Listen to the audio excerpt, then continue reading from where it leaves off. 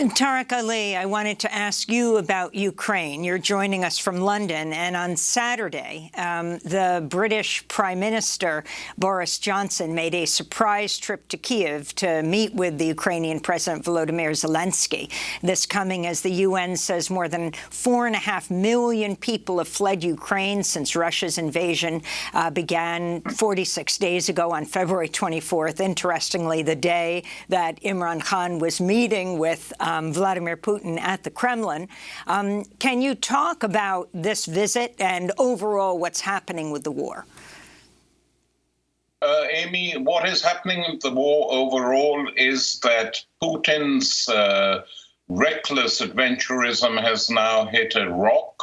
The fact is that Putin had thought that half the population might be pro-Russia, but this has turned out to be completely inaccurate, and his intelligence chiefs are being punished for this sort of intelligence. They thought it would be a war that would be over quickly, that they would be welcomed by the population. That hasn't happened. So the choices now for Putin are limited: to carry on this war, to get bogged down in the Ukraine, or immediately propose some negotiated settlement. And the same applies to the other side. I think it would be wrong. Boris Johnson's trip to Kiev is designed to shore up the regime and to encourage basically a continuation and escalation of the conflict.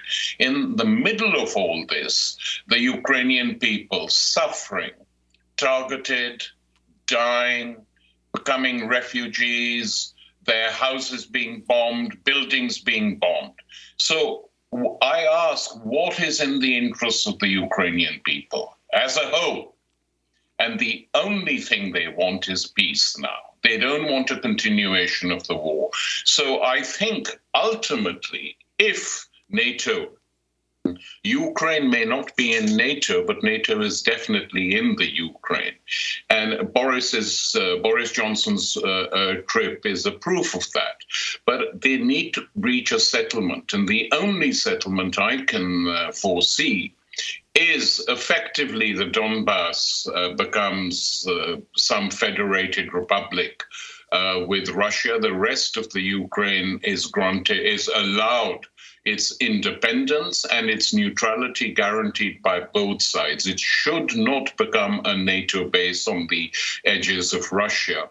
And whether this will happen remains and is dependent on both sides. Were that deal to be offered to Putin, I think given the opposition to the war inside Russia itself, which isn't much spoken about, but which is widespread, he would find it difficult to turn that down.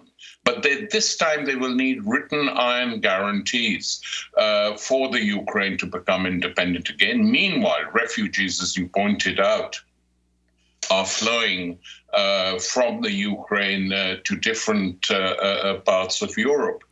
But Amy, it's also worth pointing out another thing which it's difficult not to remark on. There are other wars going on. The war in the Yemen has cost nearly 500,000 lives, has unleashed epidemics like cholera. Malnutrition affects 70 to 80% of the people. Where are their refugees going? Nowhere, because no one will take them. So they stay in the country and they carry on dying.